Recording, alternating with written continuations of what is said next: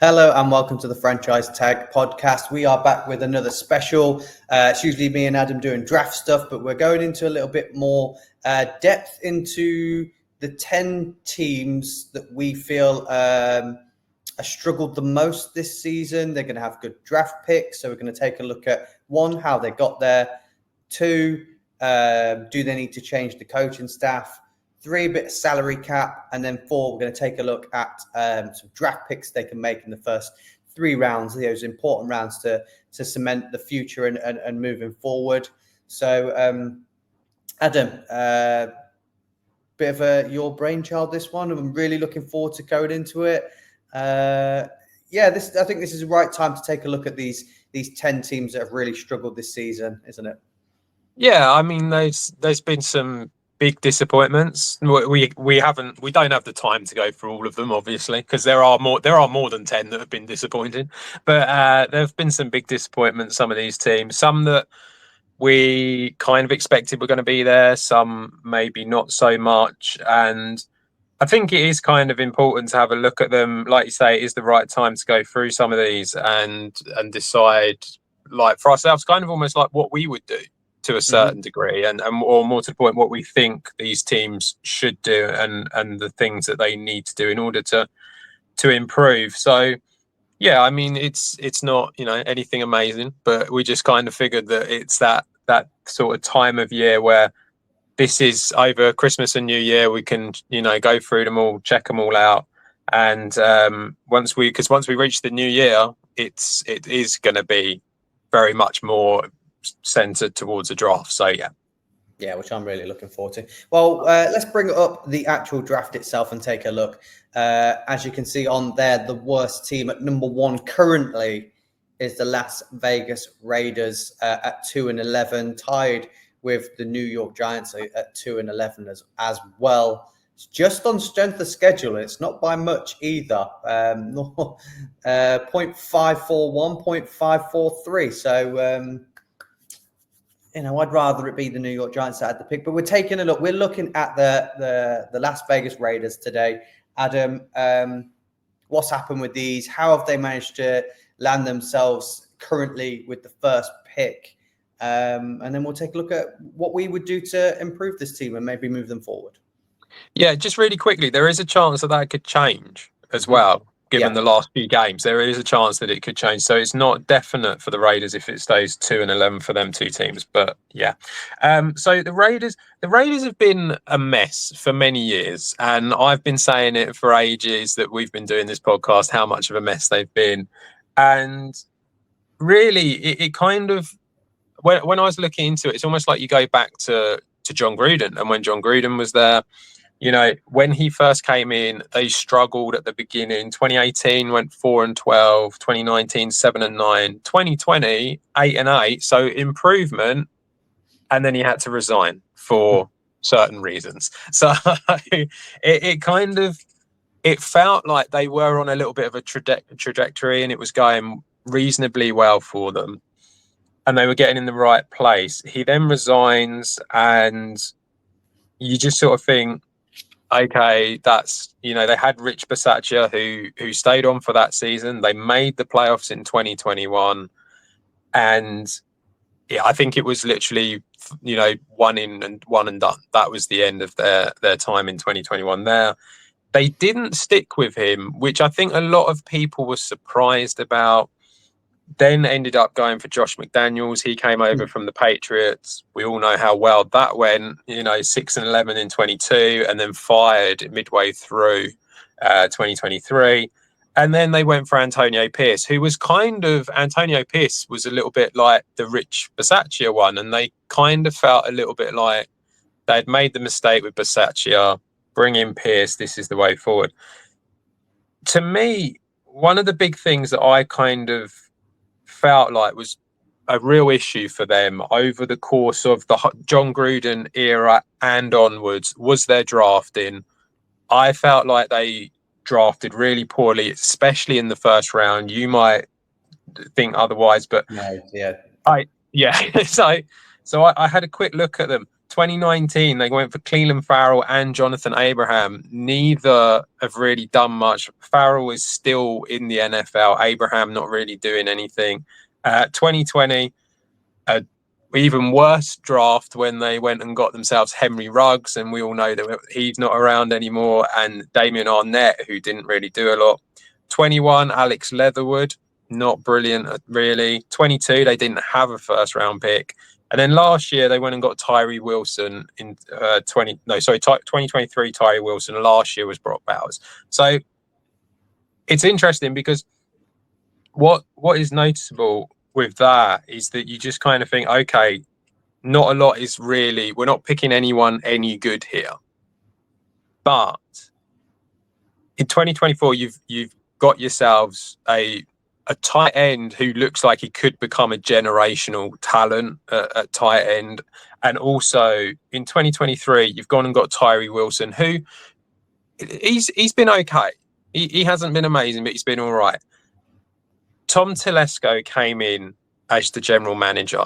And I think that you're seeing a guy here who drafted for the LA Chargers for about 10 years and brought in some good talent with the LA Chargers and knows what he's looking for. And clearly there has been an improvement there with him coming in because he's gone and picked the likes of Bowers. And I don't think he was there for the Tyree Wilson one. I'm not 100% sure if he was or not, but he does seem to have picked slightly better last year. And because he's new there, I would be very surprised if Tom Telesco went anywhere. I think he will probably stay. However, whether we keep Antonio Pierce is another question. And I think that that's kind of where we are with this Raiders team now. It's a case of, do you keep Pierce? Do you keep going down the same route that they are? Do you think he can turn this round? Or do we think that there's going to be someone else that's better suited under Tom Telesco as the general manager and just generally can improve the team? What's your thoughts on Antonio Pierce? Do you think he's done a good job so far? You know, their record isn't great, but he hasn't had much tools to work with.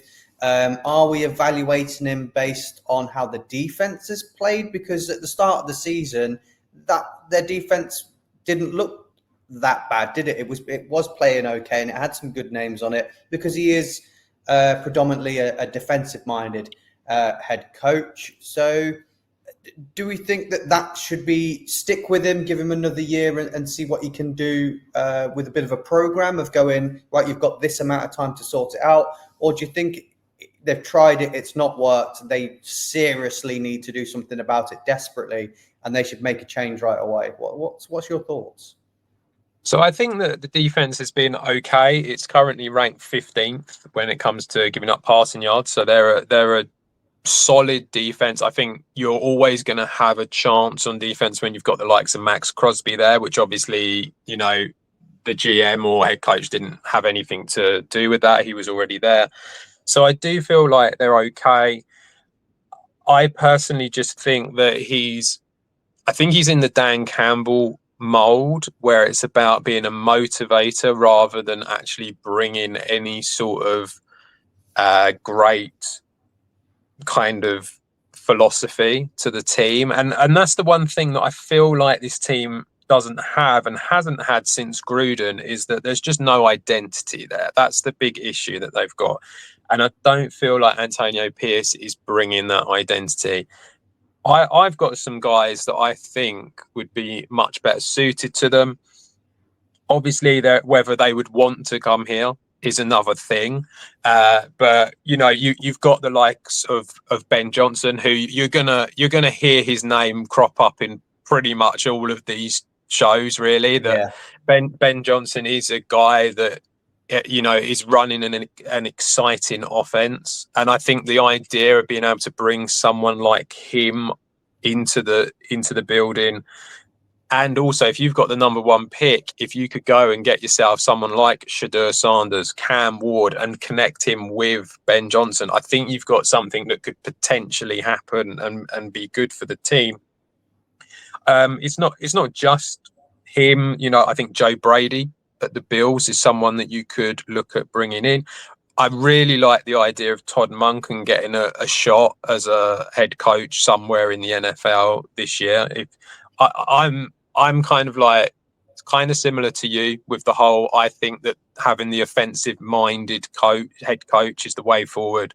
Connect them with the young quarterback and then bring in an experienced defensive coordinator, I think is the way forward and something that makes sense for the Raiders. And then the only other person I could come up with, which is away from that, and if you did want a defensive guy, is Mike Vrabel. And if you literally just want to give him, the keys to the castle kind of thing and just let him run everything.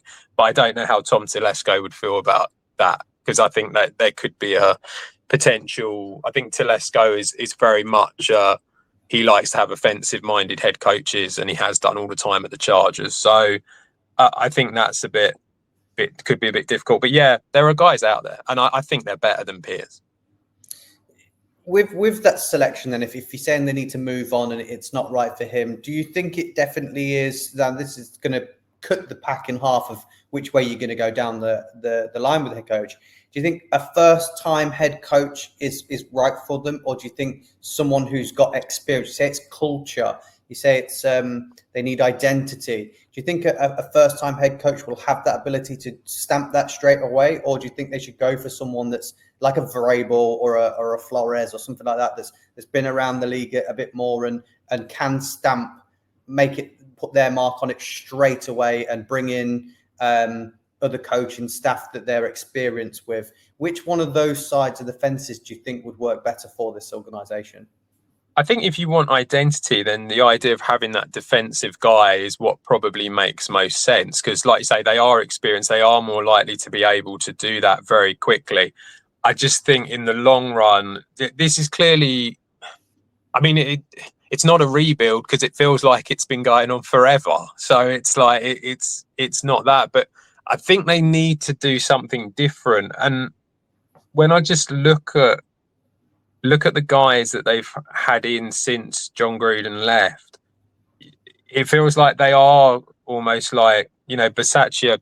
I know he wasn't there for long, but that kind of was identity and tough play. And that's kind of what Antonio Pierce is as well. And I know McDaniels was a little bit different, but it just kind of feels like I think they need some young blood in there to come out and just something new and exciting to energize the crowd and the team. And then also just generally someone who wants a project, because it is a project. That's the other thing. And I think I just feel like the likes of, maybe not Flores might be different, but I think the likes of Mike Vrabel, I don't know if he wants a project. I think he's going to want to come in and it be at a position where it's a solid, okay team that's got decent stuff around it already that he can then push on. Mm-hmm. Yeah, exactly. And I think that's what the difference is. So I feel like with him, it might just be that this isn't the type of thing that he would want. I think that Ben Johnson is going to be really picky about where he goes. Yeah. We've seen that already last year. I think if it's not the right franchise, he's not even interested. He's quite happy to just stay as a coordinator with the Lions and continually win there. So I think there is a possibility you might be looking at Joe Brady. And I say Joe Brady because he was dominant as an offensive coordinator at LSU with Joe Burrow. And although it didn't work out at Carolina, I don't think that was his fault. And then we've now seen him move to the Bills, where he essentially is all of the offense, isn't he? Because their head coach, Sean McDermott, is defensive minded. So everything is going through him, and they've improved since Daboll left, and then he's now taken in. They've improved from that gap in the middle where it all went wrong. So I think he can bring something from the Bills, because the Bills always have identity, and two, works really well with young college quarterbacks. So I think there's the ability there, 2 ticks for them, and that might work. I think that for me is the name I quite like for them. I'm not sure how you feel about that. Yeah, I think, like I said, I had Joe Brady down there. It makes a lot of sense to me. I do like the idea of Todd Monken becoming a head coach somewhere. I just think that that's something he is a little bit older than some of the other younger guys, and so, but he hasn't had a chance at head coach yet. And I think that this is another one that I didn't mention actually, Liam Cohen from the Bucks. I think that he's another one who will come up quite a bit in a few of these ones as well, and he does kind of feel like he's a decent got a chance of becoming a head coach as well. So there's a few out there, but I just feel like the younger, aggressive, offensive coach is the way forward for them. Should we take it? Where do you want to go next? Do you want to take a look at their roster, or would you like to look at some free agents? What's?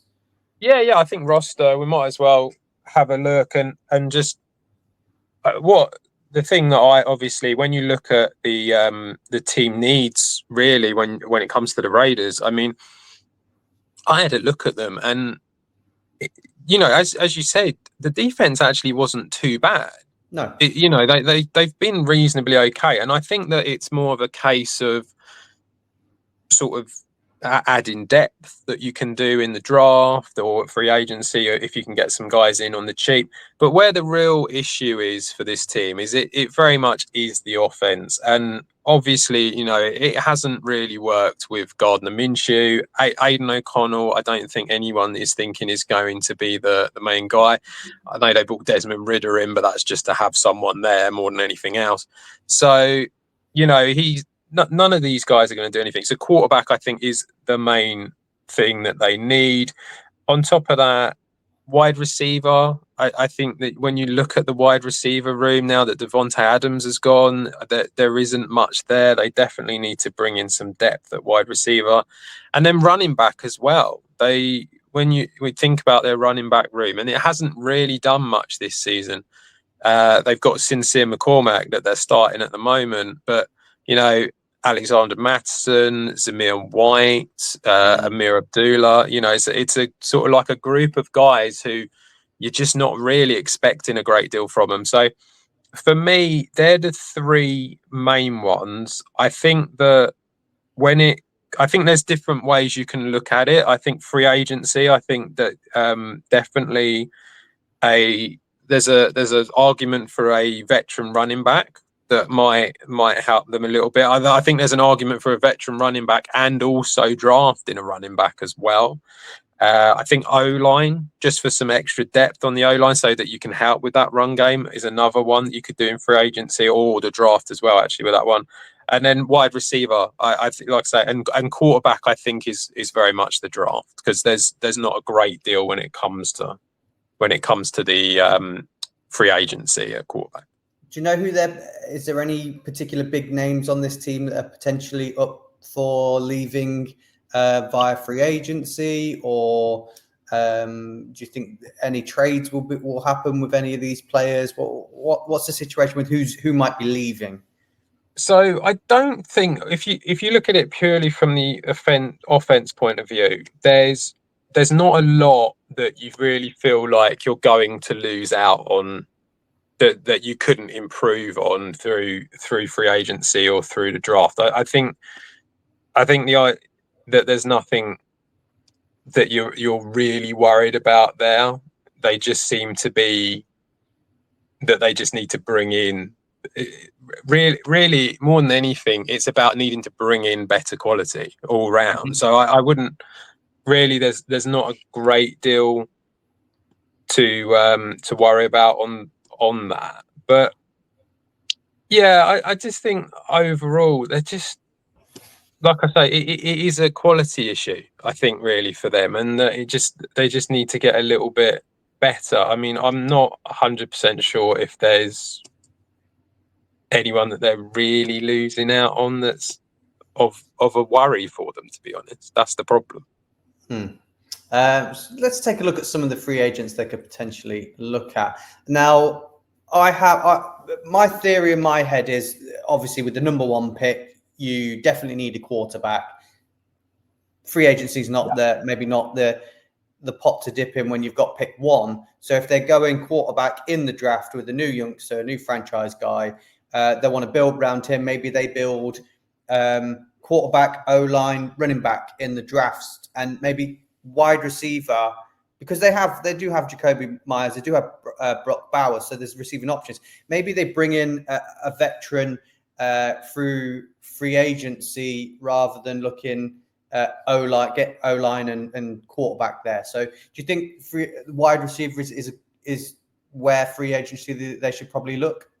Yeah, I mean, that makes a lot of sense. The wide receivers that are available, I mean, we've had some years where you get lots and you've had some where you don't get as many, but at the moment you can see on the screen there that wide receiver, there's a few guys there that are available. And the one thing that when it comes to the Raiders is they do have a projected 89 million cap space for 2025.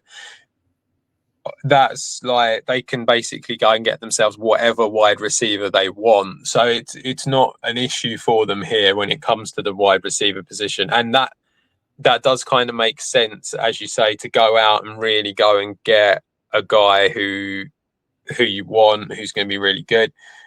The obvious one, and there's another team as well that is in the top 10 that we will talk about. T. Higgins is the obvious guy to go out and get. Given his age of only 25, the market value of about 21 million a year, that's more than doable for them. He probably will be more than 21, but I think that they've got that money there. So T. Higgins, and I think the thing with T. Higgins, although he does come with potential injury issues, he would be a wide receiver one, and that's what they're really missing. I think with the two names there near the top, Keenan Allen, T. Higgins. T. Higgins would obviously be most people's first choice. I think he's going to be the number one target for anybody that needs a wide receiver. You might hear us say his name quite a bit over the course of this shows when we're doing wide receiver or these teams. But Keenan Allen, I think he's not going to go back to Chicago for another year. Adunze is good enough. I think with his experience and his threat that he brings when he's on the field, I think he could complement Jacoby Myers well. And like I said, a lot does go through Brock Bowers. So Keenan Allen, an old head, might fit in well there with a young quarterback that, he can help. He's always going to bring his experience. I know he's 32, but that's also going to help a young quarterback as well, just giving him everything that he's learned over these years in the NFL. So that might be an area they might want to look at in free agency. Yeah, I do think that's the way forward for them. If you just can move over to running back as well, I do think that the idea of bringing in a veteran running back will help them as well. They're going to need to draft one, but there's not loads of guys, but there is some talent there, and someone like Javonte Williams, who is expected to be an unrestricted free agent at that age, and I know he's come off the injury, but he's had a fairly okay-ish season this year. He's not been too bad, and I think if you're looking to create a running back room where you bring in a young rookie as well, that's maybe like because running back, obviously, you can go and get yourself a really good one in like round 3, 4, and this year's draft, there's lots of running backs available. It feels like someone like Javonte Williams at that price would be a really good guy to bring in, and he's going to be cheap for them. So there's no reason why they couldn't. Yeah, definitely. I'm just looking at that, seeing Nick Chubb's name, but someone's going to get a steal. steal. I mean, that's another one. He's just a bit older, but I mean, yes, that does make sense as well. Someone like Chubb. Someone like, I suppose Aaron Jones may be available, but I wonder whether the Vikings would bring him back. But to me, they are the two that stand out. Definitely. Do you want to look at any O-line, or do you think? I mean, we can have a quick look at the O-line if you like, because I do think that they could do with some O-line help when you sort of like look at it. I think there are guys there that are very much available, and let's just have a quick look on the IR. There's plenty of guys there that are available. They've got the money, so they can really do something. Cody Whitehair's going to be a free agent this year for the Raiders, so he's played a little bit. There's a lot of guys there, and obviously they've got plenty of money. The one guy that I'm going to come out and say, and might say a few times, James Daniels. I think he's had a really good season for the Steelers. He then got injured, but I think that he's definitely someone who's worth looking at. And also, I think that, Ronnie Stanley's there. I know he's older, but I think that he's had a really good season as well. Obviously, I mean, Zach Martin has not been as good as what he has been in the past, and he is getting a bit older, but he is someone that if they wanted to, they could try and attempt to get, but I think he's probably going to want to go to more of a contender than what they're going to be in. So, yeah, I mean, someone like James Daniels, who's a bit younger, I think would be a good choice for him. Yeah, definitely. I think he's been brilliant for the Steelers. So that would be a great choice for them. And it's interior as well, which they've got Colton Miller, haven't they, who's going to be the left tackle who's good. So that it's not as if they're desperate for a left tackle. So it's maybe right tackle guard is where they're going to be looking at. Should we have a look at some of the draft options for them? Go for it. This is where you can come in and tell us all your knowledge now, you see. Well, let's see what I've learned. We'll just, as we said, we'll just do the top 3 rounds, keep it of people you may have heard of. These are the important picks where you're getting some blue chip players. I think outside of that, you're just punting at players that are from big schools that you think might work. So let's take a quick look at we're first pick on the board already, so we know that already. And it's definitely quarterback, isn't it? It's just why is he so far down? It's just a toss-up of what you want. Obviously, we've seen all the players currently in New York for the Heisman Trophy. Cam Ward is obviously one of those people. Shedeur Sanders, I believe, finished 8th in the rankings for the Heisman, which I think is a bit of a snub. I think, in terms of how well he's played, his stats, everything, he should have been going to New York with the rest of them. They should have taken 5 people with them. I still believe he is the number 1 guy. I think, in terms of the amount of the points scored from Colorado, I think it was something like 70% of the points have been produced by him on that offense. And I think his completion percentage and the fact that he's the 4th most sacked quarterback in college football, and he's still putting up those stats, and they still just missed out on going to the championship game and the playoffs. He is, for me, the best quarterback in college. And I think, we've seen his dad would like him to go there. We've seen Shedeur even post pictures of the stadium. So he obviously likes that organization. I think it's a good place for him to go and play. So I think they'd be silly not to take, or whoever's number 1, take him. I want him to go to the Giants, but, they're in the prime spot. They should take him over Cam Ward, who, for me, is exceptional, but he's got a bit of that Jameis Winston about him. He could get you 40 touchdowns a year, but might throw you 40 interceptions. But Shedeur Sanders, for me, is the number 1 guy. Yeah, I mean, it does make sense. I think that he's favourite, isn't he, to be the number 1 pick as well, whoever is there. And I think that he does have the potential there. Cam Ward has looked really good. I know a lot of people have shouted out Jalen Milroe as well, and they think that he's had a really good season.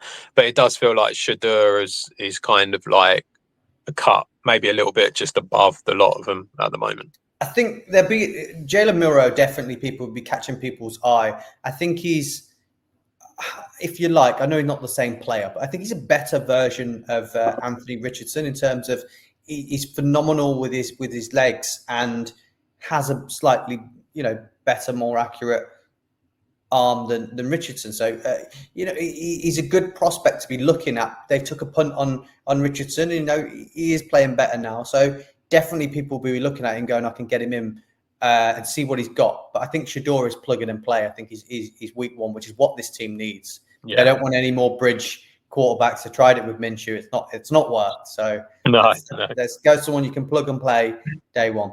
I said that I think if you get your quarterback for the future, you protect him. He was sacked a lot at college. We don't want that anymore. We've seen what it's done to Caleb Williams this year, who sacked a lot of college, did a lot of running around, and it's not good for him in the NFL. We don't want him getting hurt. I think they go O-line.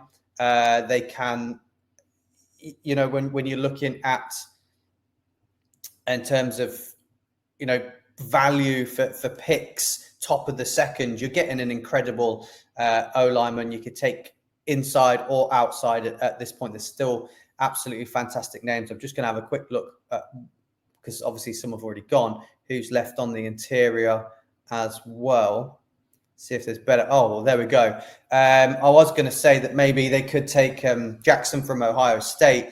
Can play guard, can play tackle. We've seen it. We play both, but Tyler Booker for me is probably the best interior lineman in the whole draft potentially. So if he's sat there at the top of the second, you can play him at guard and really help. That will improve. You're on about getting veteran running back and rookie running back as well. So I think that really helps.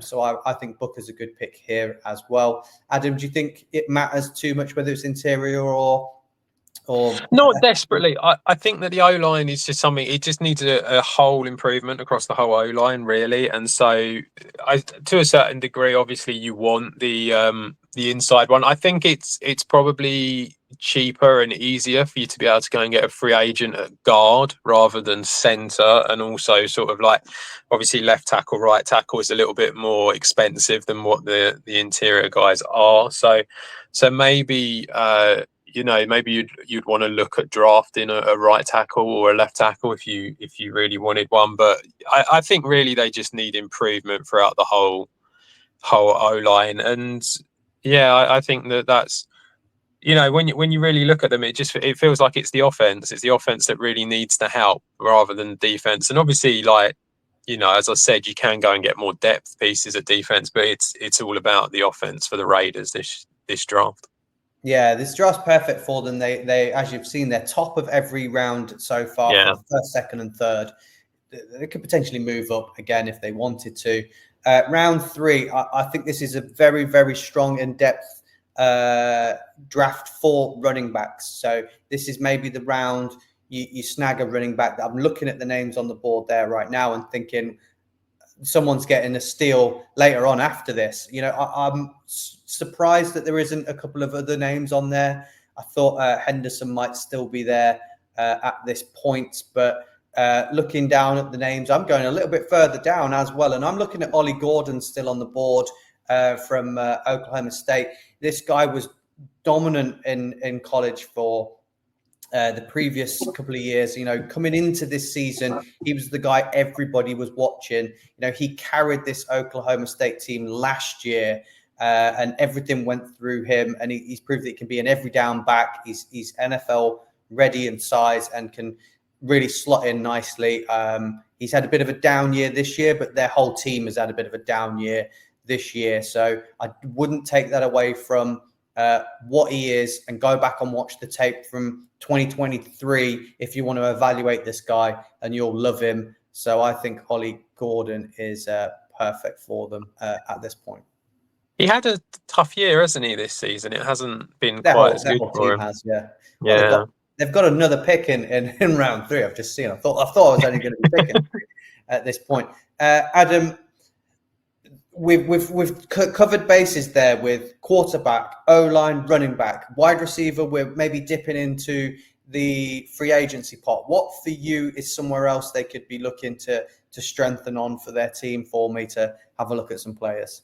I think linebacker might be somewhere that they would want to look at. Robert Spillane is a free agent this upcoming year. I would have thought they probably would bring him back, but if they don't, then linebacker is somewhere they want to go. And to be honest, linebacker and edge, I mean, you can never have too many now. So it's something that they've got Max Crosby as their main guy, but there isn't a great deal after that, I would say, that have been fantastic this season. So, I mean, I think they do need to sort of flesh out that defense a bit more just to keep it up to scratch. But it's, definitely a linebacker, if there is any, it would be worth a look. Yeah, when we were evaluating people for the draft last year, there was a guy that through the whole process was coming into the NFL, and then he decided to stay another year. He's in one more year, and I thought he was one of the top prospects at this position last year. So I think he still had a good year this year. So there's no reason for me why he isn't a top prospect again this year at the position. And that's Barrett Carter from Clemson. Clemson are in the playoff this year. So if you haven't seen him already, watch Clemson, you'll see him. He is an exceptional linebacker. So I think that, again, is a steal. Like I said, last year I had him highly rated. He's had a good year again this year. So I'm happy with that pick there. I don't think they've got any more, surely. With no more now, we're in. That's their picks for them. How did we do? So I don't think he's going to grade us very well on this because I've moved down the list a little bit to pick the players, but I think they're steals at their positions. Yeah, I mean, like you say, a lot. See, we know what we're doing. I got a D- for Shedeur Sanders. Come on, Adam. Come on. Well, it's not me. I didn't set PFF up, So you gotta have a go at someone else. But yeah, I think it's a decent draft, though. I mean, like you say, you've got yourself your quarterback for the future. You've got yourself a guard that you need in order to protect him. Young running back who, okay, maybe not been as great this year, but he's had a pretty solid year. And then a bit of a linebacker there just to help out with depth. Not only that, you've taken on T. Higgins as well, and you've got yourself another O-line guy in James Daniels and a veteran running back in Javonte Williams who can help Ollie Gordon out. And so, it's not everything. They're not going to be able to do everything in one draft, but it's a really good start for them to sort of like maybe redevelop a little bit. You bring in a young head coach, like we were saying, Jay Brady there, keeping your general manager who's done pretty well during his time at the Chargers and has started off pretty well here as well. And, you've not used all your cap space either. So it's like you've got a bit of money for the next year as well and stuff like that. So it's all in all, it gives them the potential to be able to do something. I think it also gives the fans something to get excited about as well. Yeah, especially with the quarterback. Yeah, you bring in the quarterback, running back, wide receiver maybe in that. I think it gives them something to get excited about. And with the picks they've got as well, hopefully we won't be seeing them at pick one again the following year. We live in hopes for them. One day they won't disappoint everybody, but they do. Yeah, they do manage to somehow mess it up. But that's the Raiders. Hopefully, our plan will help them and fit, and we'll see them doing better next year. So when they do it completely different to what we've said,